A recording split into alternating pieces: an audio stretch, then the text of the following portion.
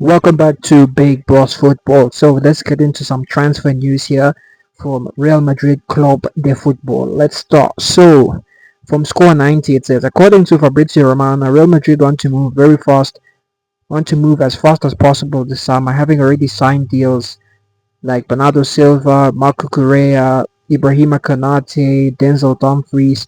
They also set their sights on Michael Olise and Enzo Fernandez. So let's first cover this uh, first paragraph and then we'll go down to the others. So let's look at the first one. These guys are looking to close deal very fast, which is true. I mean, look, the Cucurella deal, the first deal that they completed was which one? Which one? Was it Bernardo? Now the thing is, you'd find that they concluded deals, but then they haven't announced the deals because we all know that Dumfries was concluded like weeks ago, but it still hasn't been confirmed. I don't know why they're taking so long to confirm it, but yeah, it still hasn't been confirmed. But look, all these deals have been concluded very quick. I mean, Konate, bam. Um, of course, that's a free transfer. Dumfries, bam, concluded. It's done. Now all waiting for his announcement. But once Fabrizio says that here we go, we know it's done. Mourinho, we started hearing rumors about Mourinho coming to Madrid from April, around April time. I can't remember if it was after the Bayern game or before the Bayern game. But yeah, definitely Mourinho. Did Mourinho take some time? The thing with Mourinho, what also delayed the Mourinho thing, I think, was the elections. If the elections were not called, I think immediately after the season ended, match day 38, I think he would have been unveiled as the coach. But now he's probably going to be unveiled as the coach in. Of course, it's official. The club is announced. All of this stuff. We haven't heard any quotes from Mourinho or any interviews from Mourinho or anything.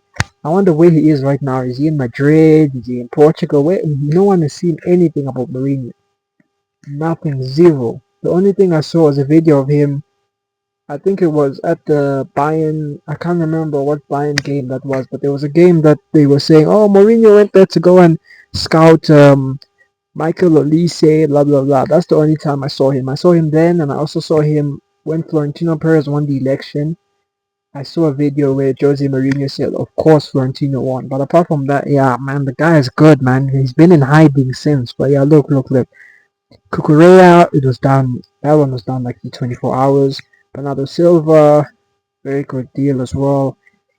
So let's go to the second paragraph now. Ben Jacobs has confirmed that talks have been initiated between Real Madrid and Chelsea regarding a potential move for Enzo Fernandez, who reportedly wants to leave England for Los Blancos. I remember he was simping for. I remember Enzo Fernandez was simping for Real Madrid. I think it was in April. Yeah, I think it was in April or early May. And I think Chelsea fined him or something like that. But look, we can't blame the guy. Would I take Enzo Fernandez at Madrid? 100%. I'll take all the top players in Madrid. Midfield, it's a position we need. I don't really watch Chelsea much, but some people say that he's a creative midfielder. Like he can do the cruise road where he's passing out where he's passing, dropping deep, blah blah blah blah, build up play, making linking up the midfield with the forwards and the defense with the forwards, all of that. I've been hearing all of that, so let's see if he is truly that profile. Because I used to think, and I still do think, I think that Enzo Fernandez. Every time I watch Enzo Fernandez, I think he plays the similar role to like who's this guy, Fede Valverde. But if people are saying he's not in actually a Fede Valverde profile, he's actually more of a passer and a controller, okay, bring him in. If he was a Fede Valverde profile, I'd say don't buy him in. Don't bring him. Because we don't need that type of player. We need a cruise, a technician type of player. We don't really need pace and power and all of that box to box. No. We need now a deep lying playmaker. I don't know.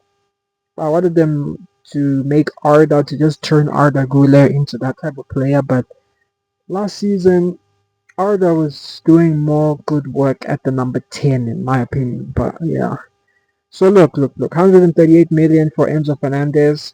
Look, if he can help with our build-up play and linking the defense with the attack, bring him in as soon as possible.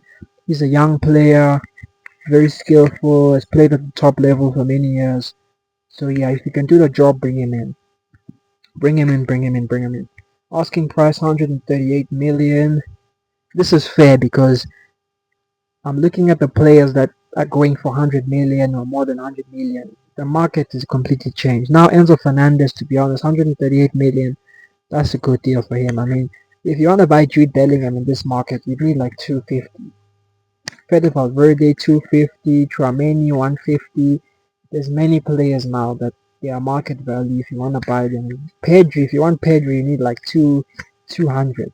Vitinha maybe 150. Because I don't rate Vitinha is a good player, but he's not like for me. Pedri plays Vitinha. Sorry. All the times I watch Vitinha, I'm like, yeah, he's a good player, no doubt, but he's not that 200, 250 million type of player. No, no chance, bro. Sorry. He's not even like a Cruz or I'm sorry, or Iniesta, or Xavi or Busquets. Nah, he's or Pedri or that level. He's not that level, man. He's good, but come on, please, please, please. The guy is very good. Don't get me wrong. He's a 10 out of 10 footballer, but he's not like yeah. I wouldn't buy him for 200 million or whatever. Maybe all the games where he performs at his best, but the games I miss. All the games I see of Vitinha, like the last Portugal game where they played Congo, for me that's a normal footballer for me. He's good, but he's not like wow, that's 200 million. Look at the chances he's creating for Ronaldo and for who's that guy? Who's that Leao and all of those guys. No, I saw normal passes and stuff like that. So PSG can keep their Vitinha. I was seeing, oh, Vitinha's the Galactico Florentino players I was talking about. Honestly, bro, with the performances I've seen from Vitinha in the last few games, you can keep your guy for that type of money. Of course, if it was 150 million, bring him in. But 200, 250, people are saying, oh, PSG won't even look at your offer if you offer 200. Man, keep your player then, bro. How about that? Keep him. But yeah, look. Then the big one, of course, is oh no, let's read the third paragraph now. Meanwhile, Jose Felix Diaz of Diario AS has confirmed that Real Madrid will do everything to sign Michael Olise this summer. So yeah, Michael Olise is the real Galactico, not Alvarez. And to be honest, the Alvarez transfer, let's say Atletico accepted that bid, that wouldn't have made sense to be honest. Because how do we line up next season? Is it gonna be Mbappe on the right, and then because Alvarez would have to play every single game. So maybe they're gonna do Alvarez on the in the middle, Vinicius on the left, and then Mbappe on the right. But it begs the question: why not just do that now and then put Gonzalo Garcia in the center? Because for me, Gonzalo Garcia, Vinicius, and Mbappe, that's a great front three. Because you have a big number nine where both of them can bounce the ball off, and he can take many defenders away from Kylian and away from Vini Jr. But yeah, look, I'm not the coach, so let's see what these guys do. So look, 150 million is not going to be enough to sign Olise. It's not going to be enough, and you can't even. And me as a Real Madrid fan, it I can't expect it to be enough. That's too little of a player like Olise. We also saw Olise against Senegal in the Champions League and all of that. Bundesliga, I guess we can count that, but yeah, I could perform in the Bundesliga. Look, at the end of the day, what you call this? At the end of the day, you need 230 to get this done. Maybe 220, 230, 220, 225. That type of ballpark is what you need for Olise. You can't sign 150 is not gonna be enough at all. So yeah, look, maybe Madrid need to sell some players, Camavingas and all those players, add to what they have, and then make a bid 230 million bid for Olise. If they make a 230 million bid for Olise, he's basically signed. Definitely he's gonna be signed. So yeah, look, that's transfer news, guys.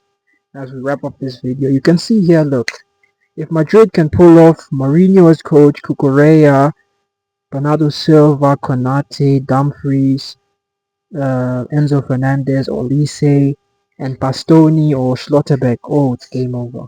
Game over for Europe. It's over. It is over. 100% it's over. It is over. Or Enzo Fernandez and Stella. I don't know if they can buy Enzo Fernandez and Stiller. Personally, I would buy both. I would buy both and I'll sell the Camavingas and those type of players, to be honest.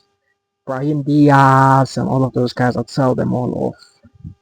So that yeah, look, let's see how it goes. But this transfer window is looking very exciting, and The objective next season is the Champions League and La Liga. It's not just La Liga, it's the Champions League and La Liga.